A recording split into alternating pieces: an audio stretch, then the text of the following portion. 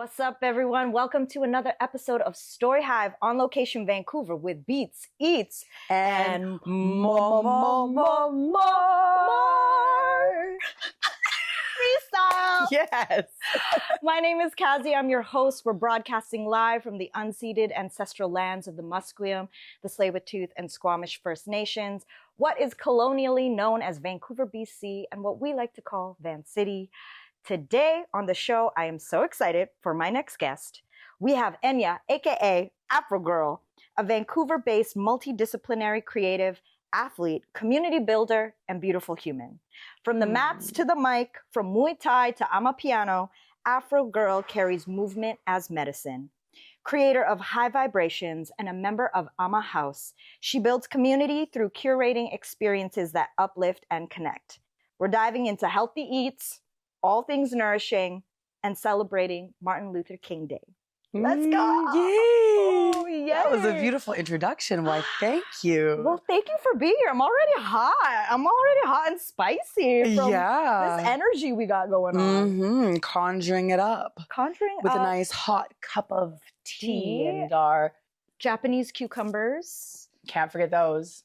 Cherry tomatoes. And a little bit of carrots with a beautiful hair down today. I feel like we should just be holding these during the interview like there are cigars, you know? Yes. It's like, well,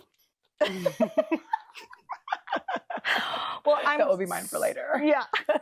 I already have it in my mouth. It's happening. It's happening. Well, thank you for being on the show. This is awesome. I was super stoked that you said yes. Yeah. I knew that when I met you and when I started seeing you around town doing the amazing things that you do, I was like, oh my gosh, Enya would be fire to have a conversation with. Yeah. So here we are. We're coming up to 1 year of when we first met. I don't know if you recall, but it was actually shout outs to Obsidian Jam and Catch Flow because it was at the Afro workshop with Bison.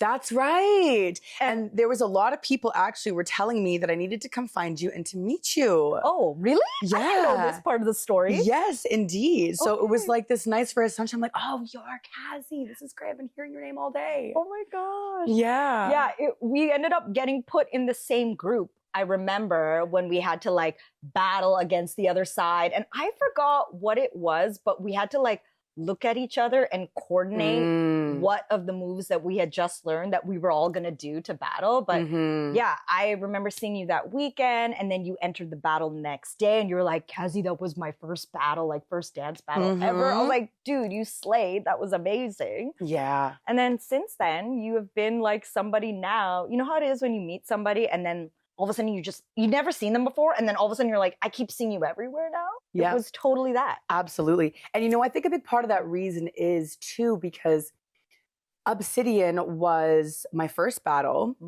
And the first time I'd ever even considered doing it, actually, I only considered it the night before when I was talking to Catchflow's husband. He's the person who convinced me, shout out. Oh. And Simon is his name. Simon, yes. Shout out Simon. What did he say to you that changed your mind? Well, I actually didn't have my mind set at all. I wasn't even thinking about it, but he was just like, hey, so you're going to be battling tomorrow? And I was like, oh, absolutely not. And he was like, why? You're here, you're doing it, just do it. He's like, it's all fun and games. It's all for the love of it. Nothing's that serious. Just go in and be yourself, and whatever happens, happens. So that was some nice inspiration. And it's funny because when I left, I'm like, oh my God, this is a little more serious. As a dancer and wanting to perform well, it was really nice to be introduced to it in such a nice light feeling that this ain't no thing. But now I'm taking it a lot more seriously. So ever since Obsidian Dance Battles last year, I have been going back and forth to and from Seattle and just taking as many workshops as I can. I've got a very busy schedule. So for me, it's better to learn in a condensed setting, whether it's just over a weekend or a full day. So I think that's why we've been seeing each other more, because I've been taking dance a lot more seriously. Yeah. So I want to start from the beginning, for people meeting you for the first time. Can you paint a picture of the young you that shaped who AfroGirl is today? Paint a picture of the young me. So growing up on Vancouver Island in small little town, Port Alberni, only 3 Black people, and not knowing much about like my Afro culture. I'm also Indigenous. My parents are First Nations and Métis. I was adopted into the family. Growing up around many different cultures, but predominantly in a Indigenous and white space, felt very interesting for me because I knew I'm different. I know that my heritage doesn't quite align with the spaces that I'm showing up in, but did people make me feel very welcome? And yeah, like I loved music. My mom always made sure to surround me with different Black art. Like for example, that piece over there was the first one that I ever had when I was 13 years old. And I remember she bought me like Lil Wayne CD, Jay-Z CD. I had one of those big players that you could put 5 CDs in and you could change it with the remote control. Oh, yeah, the CD changer. The CD changer. So a lot of my passion for music, passion for dance, although I wasn't taking up dance at that time, just dancing by myself, grooving little one in my bedroom, came from the inspiration of all of that. And then when I was 18 and graduated, I ended up moving to Vancouver, and that's more where I found my community. But as a young one, a lot of my focus was on gymnastics. Gymnastics was life. My parents put me into gymnastics when I was 2.5 years old. Oh my gosh. Which is pretty much kind of like babysitting at that time, you know, like you're not able to do much, maybe just doing some somersaults, cartwheels, jumping, just a lot of jumping. Just a lot of jumping. And then by age 7 or 8, I started to compete as a little one. And by about 13, I was training 20 hours a week. Wow. And hoping to find myself in the 2016 Olympics. But, you know, life changes and I chose to just have more of a life than to devote everything to my sports. But yeah, like a lot of my younger years was surrounded by community, family, and just engulfed into sports. And then once I turned 16, I kind of just went more towards the community and party and let's have fun, rock on, and building myself and finding out all those things that I enjoy or things that I don't like. And then, yeah, once I got here, just my whole world opened up. I remember hearing Afro beats for the first time in the club. And I'm like, what is this? When was this? What was that story? So I was 19, and the first time I actually went out to the club was a spot called LED, if you're familiar. It used to be at the bottom of Caprice. It was a bumping hip-hop club, and it had the LED lights on the top of the roof that matched the bass of the music, which I loved so much. What happened to that place? Does it even still exist anymore? It doesn't, because Caprice doesn't exist anymore, but LED stopped before Caprice. Okay. And now I think it's the Pearl or something. No way. Really? Yeah. They masked that so hard that I didn't even realize it was the same venue. It's the same venue. Yeah. At least it's in the same spot. Okay. So I assume. Yeah. People can correct us if we're wrong. But. Exactly. Go ahead and leave that in the comments. But, you know, I think my first experiences were actually in that small room up top, Republic. They would do Afro beats and dance hall nights. And the way that people would get down, the liveliness, the culture I had never seen, because where I came from, people didn't really dance. If anything, like just a little bit of a shimmy here and there, but people had a hard time outwardly expressing themselves and would more just kind of stay closed in. So when I went to these different spots and I saw how people were grooving, I'm like, this is life. This is what it's meant to be about, with having no idea how they get down in Africa. That's just how you do it out on the street. That you learn how to shake your booty before you learn how to walk, essentially, over there, you know? So yeah, and then now it's just like I travel the world going to different Amapiano and Afro beats events, and it's where my heart is. So you would say that was the moment that it touched your soul and brought you to life. And would you say also that was the moment that you felt like, okay, I feel like this is where I feel a sense of belonging and community? Or what was that moment for you? Yeah, absolutely. There was actually that first night out, I had met 5 different people who the next morning they ended up chatting with each other. They were all friends, which I had no idea. And they're like, I met this really cool person last night. I met this cool person. And it turned out to be me. Hi. And so I ended up being in a relationship with one of these people. And that group of 5 people, they showed me so much. We all lived up at SFU together. And every weekend would hop on, I think it was now it's the 95 B line, but I forget what it used to be called back then, but we would bring our speaker and put it in our pocket and be dancing on the bus, creating a party to come down to these clubs. But they introduced me to Afro beats and all these different concerts and just like ways of life, different food, and understanding what like Ubuntu means, which is like we are all of us are we, and it's all connected. And I have a lot to thank for that group of friends. And from there, started to discover more and more on my own. Did you feel like it was unlocking something ancestrally within you, or like roots, absolutely, you know? Yep. And I found that from the moment that I heard Afro beats, with the way that my body moved, that it was like, ooh, this is within me, you know? And I got shivers. Yeah. And although not knowing at all how to dance to the music, my body just picked up the rhythm right away. Yeah. So how many years ago was that now? Of, I guess, that journey of ancestral discovery. How did the name AfroGirl come to you?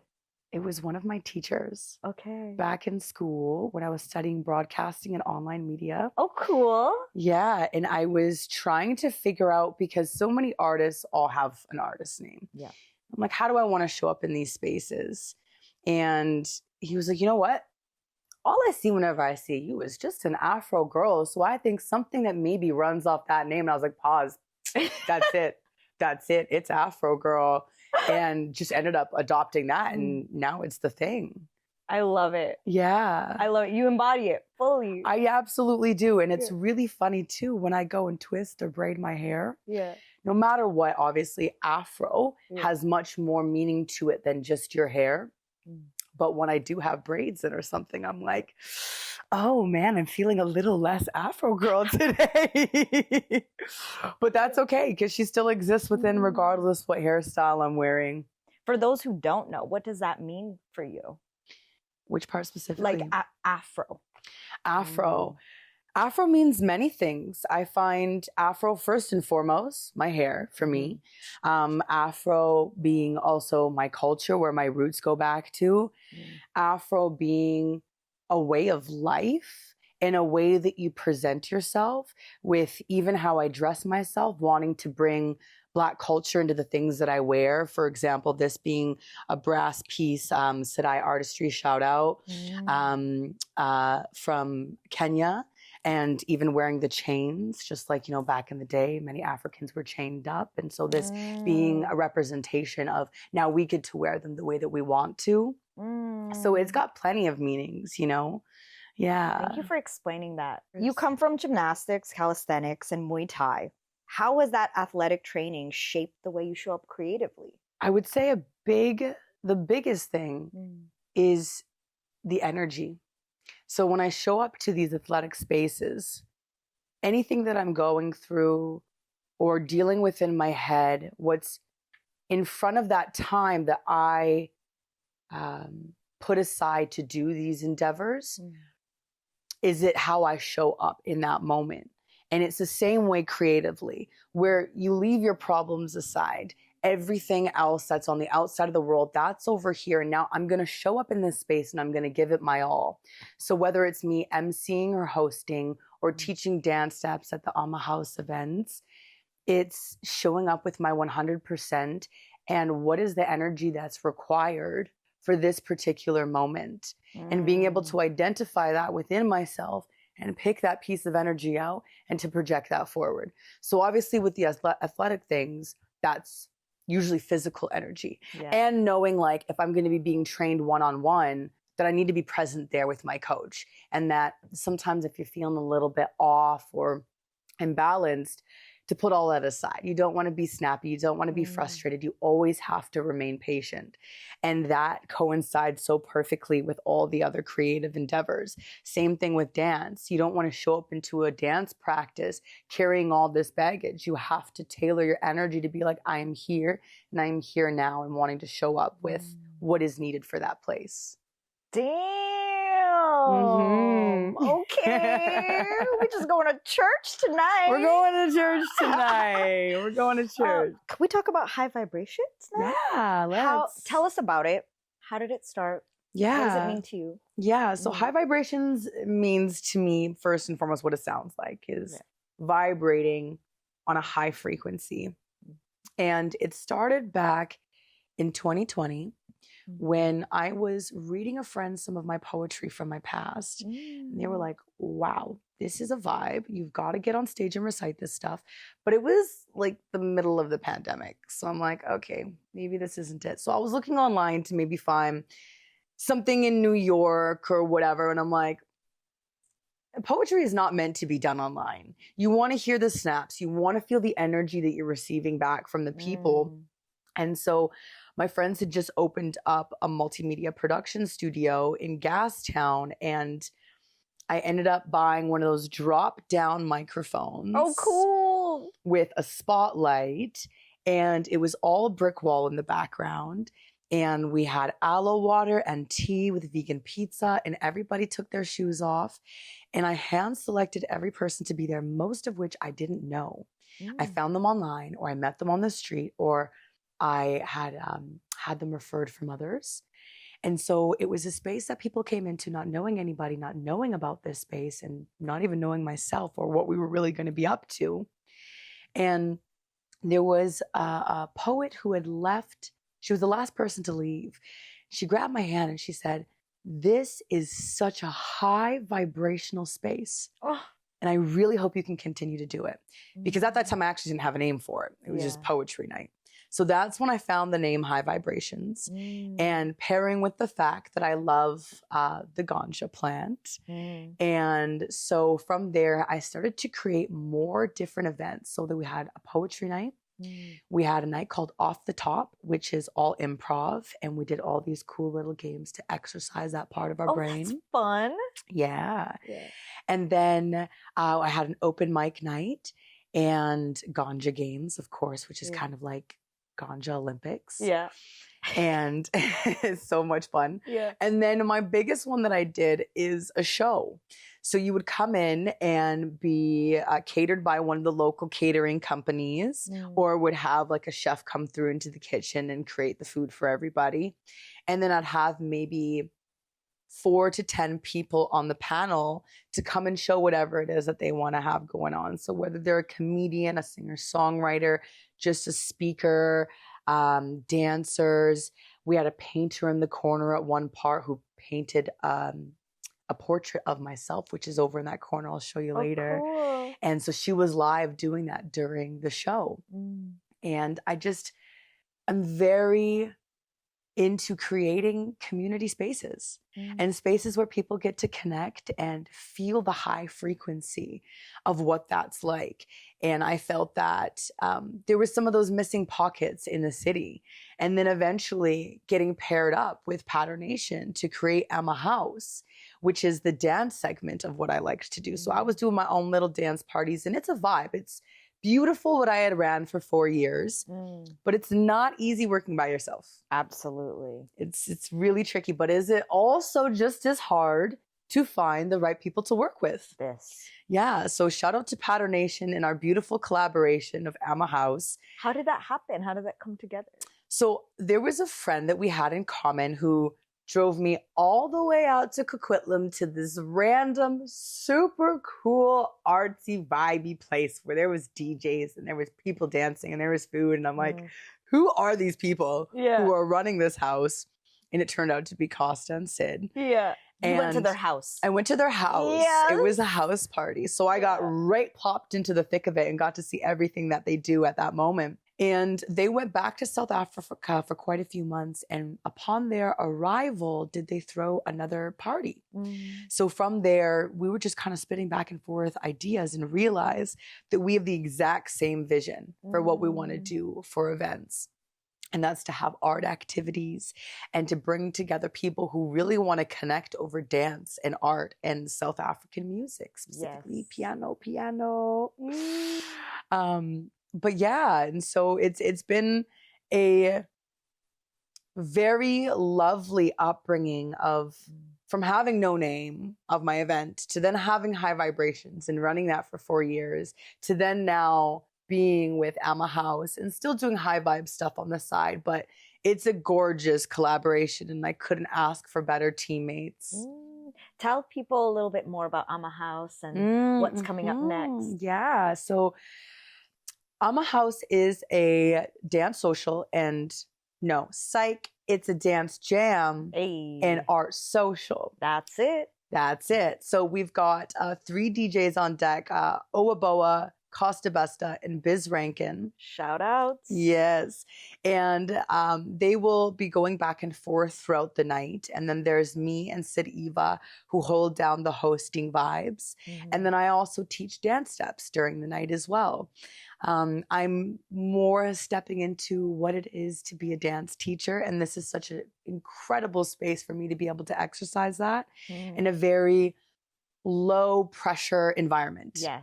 You know, where it's not a class, just everybody coming in and staring at you, where it's like, we're still vibing, we're still partying. Yeah. And we always have food because we know dancers need to eat. Thank you. Yes, it's important. It's important. You got to replenish, rejuvenate. You don't want to leave the party. No, to definitely go find not. food somewhere else. No, because then it's also like a less chance of them coming back, because then you go and get the itis. Yeah. You're going to want to go lay down and do your thing, which all respect to that. But that's why we try to keep it all under the same roof. Yes. And it has just been so lovely having all these different humans and walks of life coming into this space, especially the dance community. Because what I notice is dancers don't like to go out to parties. They don't like to go into the club because it's late. It's predominantly a drinking environment. So we've wanted to create a space to really hone in on, let's elevate, let's liberate, let's all connect and learn together. And it's been happening. So it's so gratifying. We just completed 12 months in December. Cheers to that. Cheers to that. We made a commitment in December of 2024, and we kept up with it, finding all these different venues, different people to collaborate with, and it has been absolutely wonderful.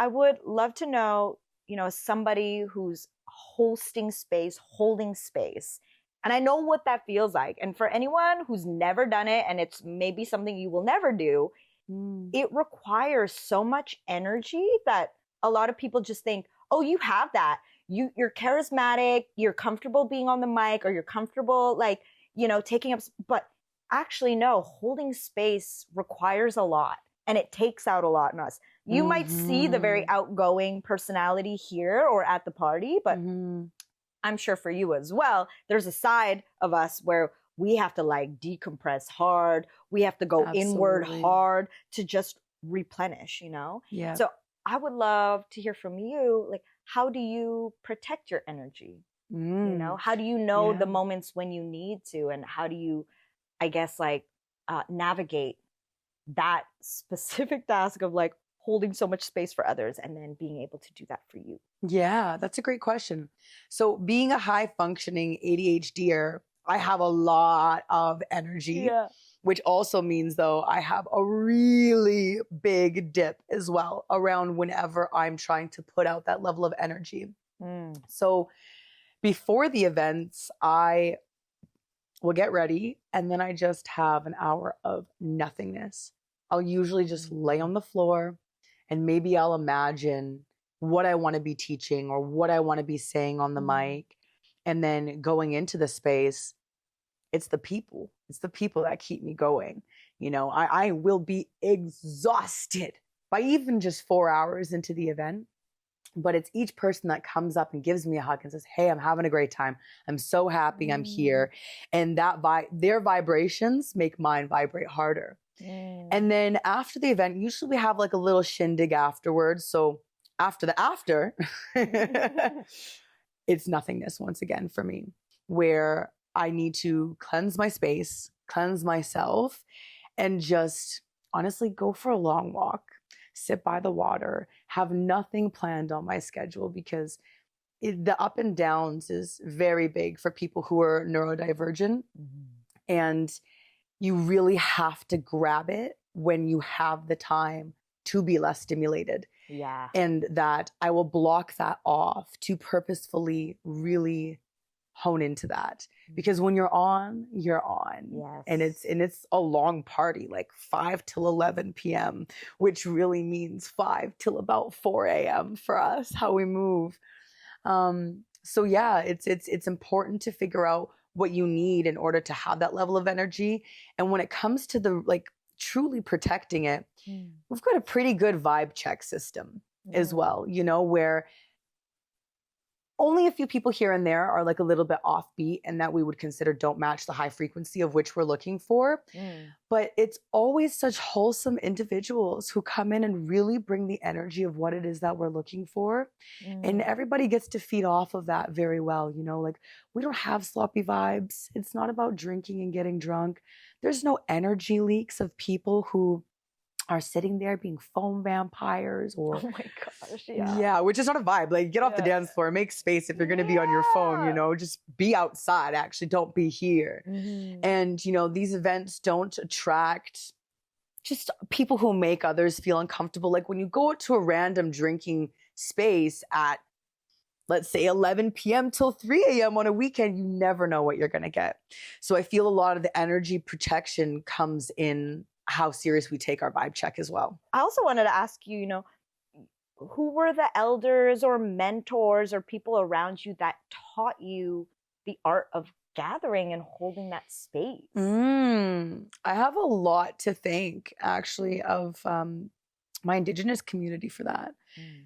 Even just, I mean, holidays, always a big thing, but we would get together for many reasons. And a lot of them would call potlatches. Yes. That would be the spot that all the cousins go hang out and do their thing. All the grandparents, aunties, uncles, parents, they go do their thing. The kids were always the ones to serve the rest of the community. And it just taught me of how to hold space like that and how to respect your people. And ever since I was young, I've always had a passion for hosting. Even when my friends would come over, he'd be like, oh, let me make you some food. It's little Skittles and maybe those baby carrots on a plate or something like that. You know, whatever I could find in the house. And I think that what had happened when I moved first to Vancouver is I felt such a big absence of it. Because I'm like, I don't have it from my family anymore. I was 18 when I moved out here. Too young to go out and meet people where most of the time, like you're meeting people. I didn't know about dance classes at that time. So then I started to feel, okay, like what is missing in my life and how can I bring this back? So really it started with house parties and then having those be so successful and being like, wow, I want to do more of this because from watching two people who I'm fond of get to connect and really enjoy each other, I'm like, that's exactly what it's about. Being able to create a space where people can find friends and lovers or soon to be colleagues. And it fills my heart so much. I don't even really need to be a part of it. Just watching that happen is what really gets me going. Yes. Yeah. I actually deeply resonate with that. And I think why we've attracted each other to each other, like the number of people who've become either creative partners or life partners from like, yeah, we met at your birthday party. Yeah. I'm like, It's the most gratifying feeling. totally. Yeah. And they were like, well, this is why I did it. It was like, it's not actually about celebrating my birthday, although that's like really fun. It was about who meets each other in these spaces. Yeah. Yeah, exactly. Yeah, community is so important, you know, and it's very easy, especially people here in Vancouver, to be about your 9 to 5 or your grind or whatever it is that you're trying to work on. But friendships is essential. And like, especially in your adulthood too, because you have it because of proximity and because of just being in school when you're young. But then you kind of lose touch of that and you think that making money is the most important thing and that, or even, of course, being healthy to your body is important too, but you have to always make space to spend time with your community. For sure. And one thing that I have loved so much over these past couple years is adult sleepovers.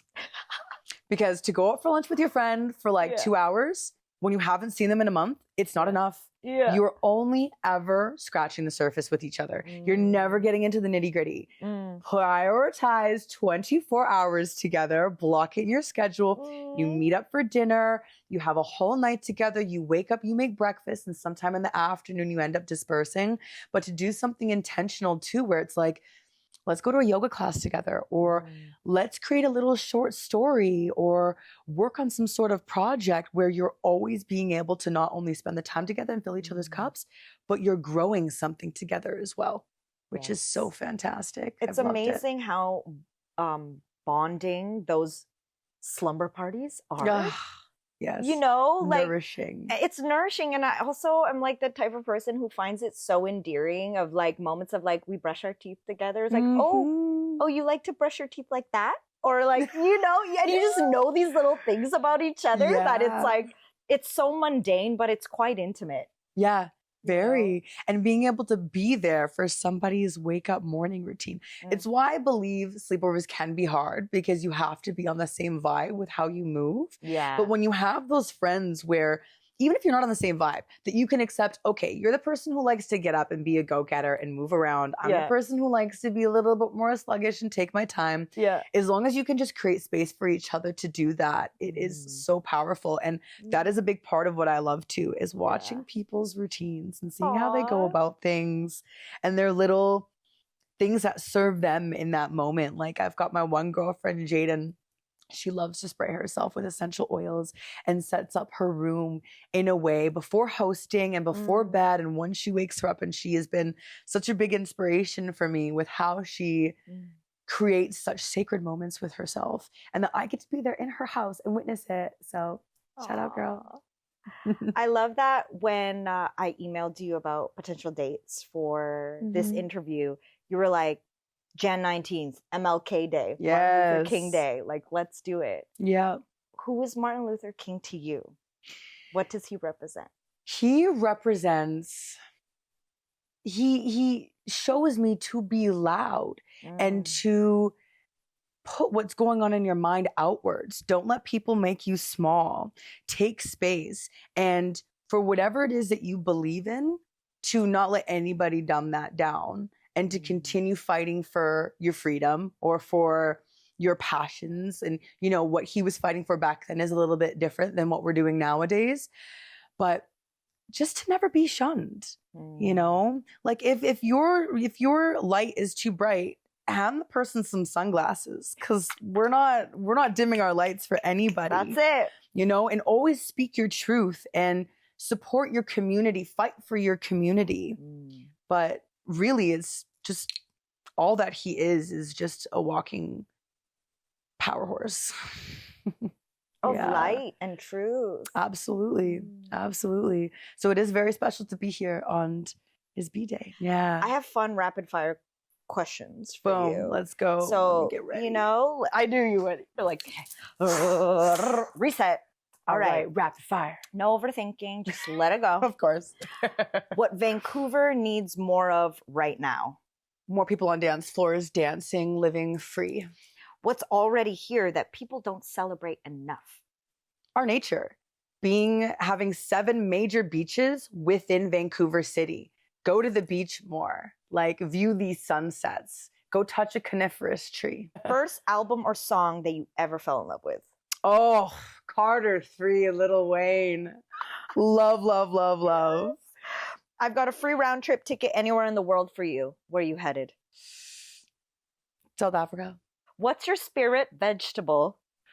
Oh, that's a curveball. I'm like, spirit animal, ready for it? That's coming up. No, spirit vegetable. Oh. Okay, this is going to be a new thing to me now. Yeah. Honey nut squash. It's this big. It's a little baby squash. That is my spirit vegetable. Oh my God, I love that. Yeah. I don't even know if I've ever seen one of those. I will have to show you. Okay, great. Live with no music or no flavor in food? Oh, that's a terrible question. Oh my goodness. Yeah. No flavor in food. I know, right? Yeah. Yeah. Because food is a necessity. We need that. Yeah. I can handle that without the flavor. Now, music is flavor of life. Boom. Last one for you. Joy tastes like connection. Yeah. I love that answer. Yeah. That was so good. Yeah. Thank you so much, Enya, for your 1 hour of getting to know you. Yes. Your past, where you've come from, what you've created. Yeah. Thank you so much for having me onto this you. podcast. Shout outs Yes. to everyone who's tuned in, everyone who's watching the replay after. We really appreciate you. If y'all don't know, you've been sitting with Enya, aka AfroGirl. My name is Kazi. Also, shout outs to TELUS STORYHIVE for powering today's episode. Yeah, any last words? Where can people find ya? I'm a House Events on Instagram or AfroGirl. That's it. That's that. Cool. All right, y'all. Y'all Peace have been out. tuned to StoryHive on location in Vancouver with Beats, Eats, and more. What's up, y'all? It's Kazi here. If you are a dancer, chef, artist, musician, or creative based here in Vancouver, BC, I want y'all to fill out this form that you can find right here on the QR code and tell us more about you. And who knows, maybe you'll be sitting next to me sharing your story on TELUS STORYHIVE on location with Beats, Eats, and more.